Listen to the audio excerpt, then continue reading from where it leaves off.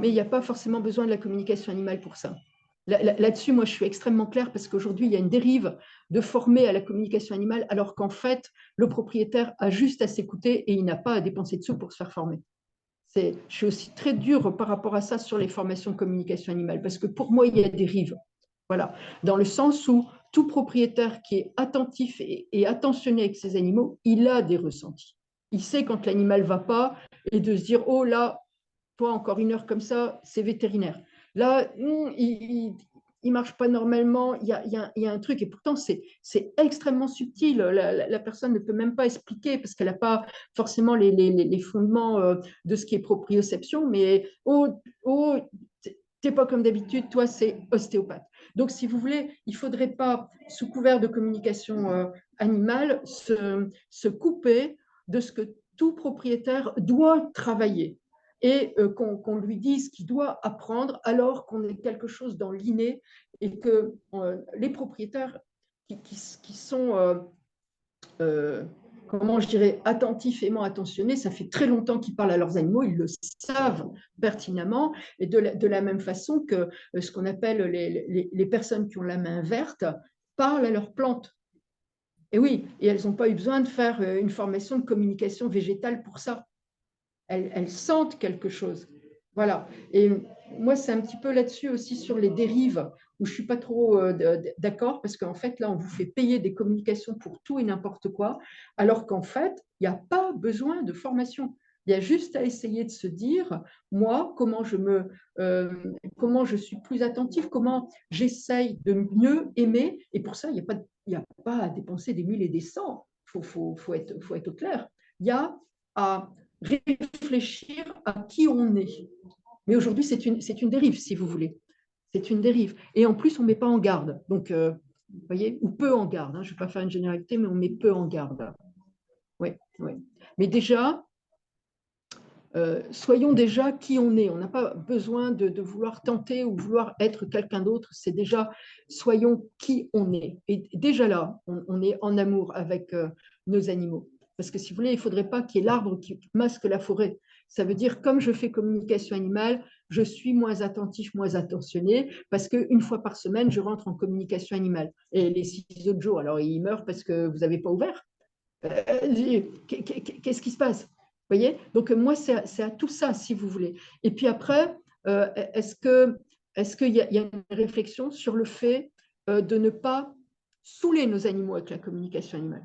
Donc, d'être très peu en communication animale avec nos animaux. Moi, j'ai toujours été très, très peu en communication animale avec mes animaux. J'ai toujours essayé de travailler juste le ressenti de propriétaire. Et quand ça ne va pas, en plus, ce n'était pas moi qui faisais les communications animales.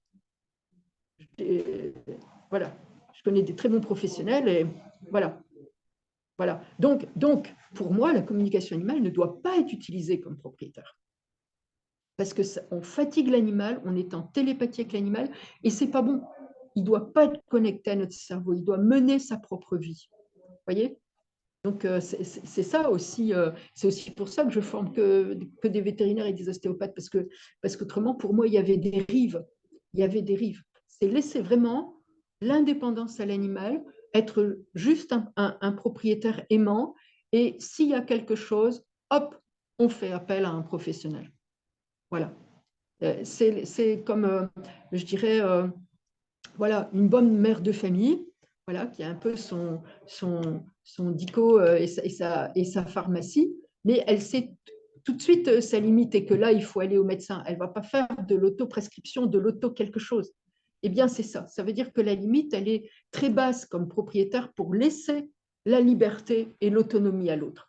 Et il ne faut pas oublier que l'autre doit pouvoir garder son autonomie dans la relation. Voilà. Et là, moi, c'est des questions que je me pose. Pourquoi est-ce qu'un propriétaire veut être en communication animale avec ses animaux? À quelle fréquence? Tous les combien? De quel droit? Comment l'autre garde son autonomie là-dedans? Je n'ai pas la réponse. J'ai pas la réponse. J'ai ma réponse personnelle, moi, ce que j'ai fait avec mes animaux. Vous voyez? Et je trouve que là non plus, ça, il y a quelque chose où on n'est pas clair sur l'explication, sur est-ce que c'est positif pour l'animal? C'est toujours ça, moi, la question que je me pose. Est-ce que c'est si positif que ça pour l'autre? Je ne suis pas sûre.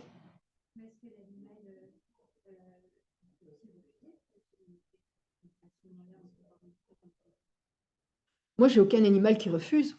Mais par contre, actuellement, ça c'est une réalité.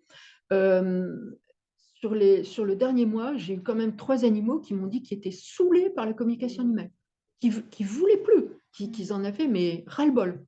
Donc, ils ont commencé par me dire ah, encore? Je dirais encore quoi? Qu'est-ce qui se passe? Encore une communication animale? Et donc, j'ai demandé au propriétaire, je lui ai dit, qu'est-ce qui se passe? Comment ça se fait qu'on met l'animal dans cet état-là, quoi? Parce que c'est un cadeau, et là, on a un animal qui se plaint parce qu'il a été sursollicité.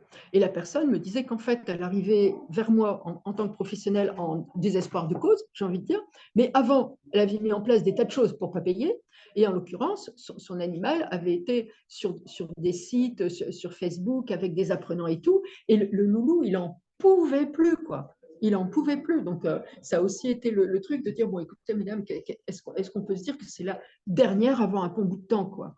Est-ce qu'on peut partir? Je ne peux pas vous dire que je serai efficace à 100%. Peut-être que malheureusement, vous devrez en faire une avec quelqu'un d'autre. Voilà, on n'est pas, j'ai envie de dire, il faut aussi rester modeste par rapport à ça, mais de se dire, si ça marche, est-ce qu'on peut s'engager à que votre animal ne soit pas sursollicité?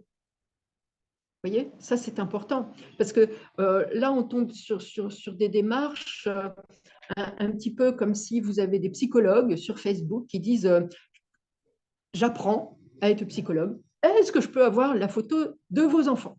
Et vous, comme c'est gratos, c'est un truc génial, paf! Et votre enfant, il se retrouve avec 10, 15 consultes de psychologues, de pseudo ou apprenants psychologues, machin.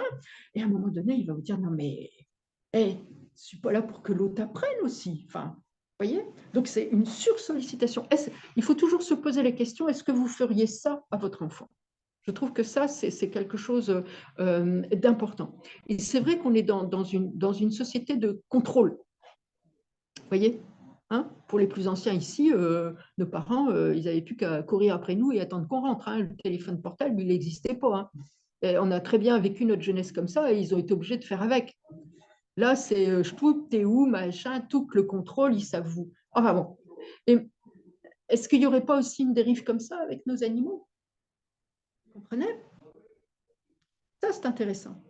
Parce que quelle est la vie qu'on... Moi, je ne porterais pas trop que ma mère ait le téléphone et qu'elle sache que je sache où je suis. Je pense que le bazar, il partirait à l'égout avant d'avoir faire ou enfin. Je refuse un téléphone comme ça. Je ne suis pas marqué pigeon. Donc, vous voyez, ça questionne, ça questionne.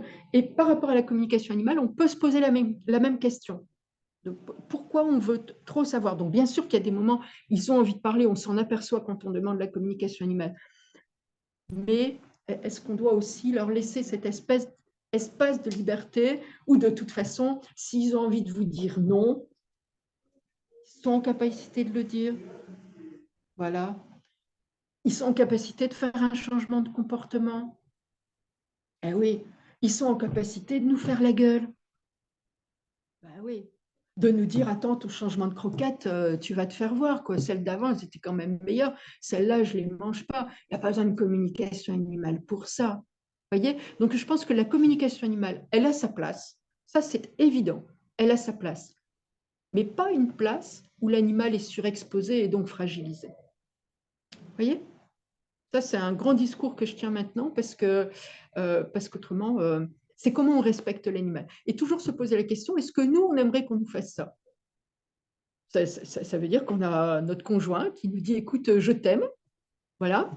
Donc, 1 à 2 fois par semaine, je vais rentrer en télépathie avec toi pour savoir comment tu... Oui, bah non.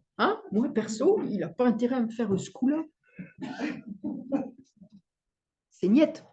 Vous voyez? Donc, il faut se poser la question de est-ce qu'on aimerait que quelqu'un, sous prétexte qu'il nous aime, rentre régulièrement en télépathie avec nous? Ce n'est pas seulement une question de dire oui ou de dire non. Est-ce qu'on aimerait qu'il tente? Parce que le droit de dire oui, de dire non, certes, mais rien que de savoir que l'autre le fait, est-ce qu'on le vivrait bien? Il faut vraiment se poser ces questions-là qui sont légitimes par rapport à notre droit d'ingérence sur la vie de l'autre.